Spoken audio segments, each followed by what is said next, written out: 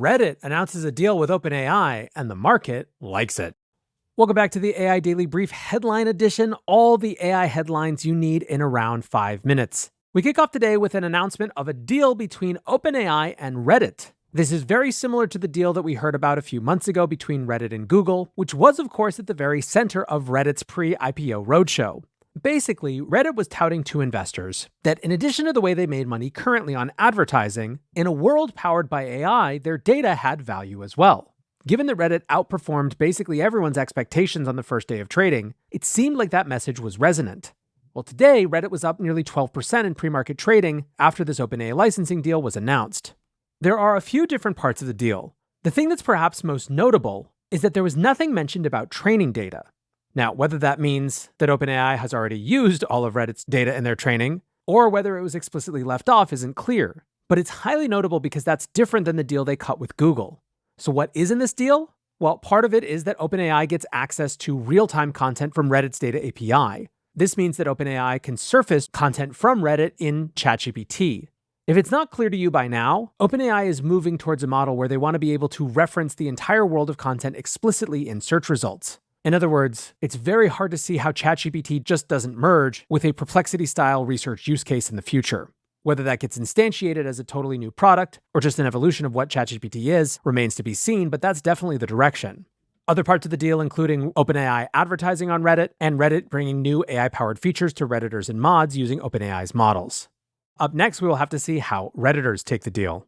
Moving on to our next headline, earlier this week, The Information reported that Stability AI looked to be forced into a sale. Well, now it appears that an investment consortium is coming together, which may have some new plans for the startup. And it seems that those plans may involve Hollywood and the entertainment industry. The Information reports that Stability AI is in talks to raise money from a group including Sean Parker, who is of course famous for Napster and his early work with Facebook. Prem Akkaraju is also involved, who's the former CEO of Weta Digital and a previous co-founder with Parker of streaming service The Screening Room. The Information writes, these media connections could help Stability strike deals with film studios or other Hollywood companies looking to use its image and video generation software. However, as the Information points out, that puts them directly in the competitive path with rivals like OpenAI and Google. This week we got Google's answer to Sora, which is called Veo, and the way that it was announced was with Donald Glover previewing the feature as a filmmaker himself.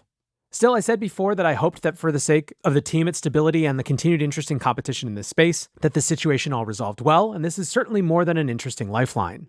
Staying on the theme of the entertainment industry, Sony Music Group has sent letters warning more than 700 companies against using their content to train their AI models. Sony owns labels including Columbia, RCA, and Epic Records, and according to various outlets, they've started sending formal letters to more than 700 generative AI companies, prohibiting them from, quote, mining text or data, web scraping, or otherwise using any SMG content without explicit licensing agreements. That includes audio recordings, musical compositions, including lyrics, cover artwork, and metadata, and more.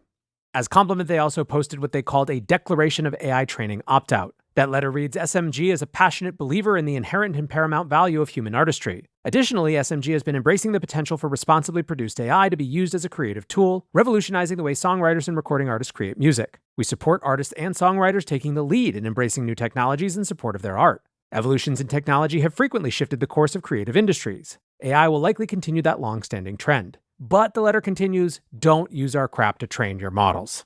While there isn't any sort of direct legal threat here, it's clear that this is not just a statement of principle, but a legal argument being formed.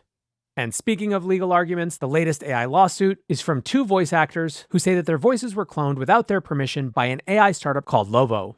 The New York Times writes, in their suit filed in federal court in Manhattan on Thursday, the couple said anonymous Lovo employees had paid them for a few voice clips in 2019 and 2020 without disclosing how the clips would be used. They say Lovo, which was founded in 2019, is violating federal trademark law and several state privacy laws by promoting clones of their voice. These suits seek class action status, inviting other voice actors to join in. Now, this being the headline section of this, I'm not going to get into all the details, but suffice it to say, this is yet another example of murky legal territory in this new AI world that is going to have to be fought out and resolved in courts, and so it is worth watching closely.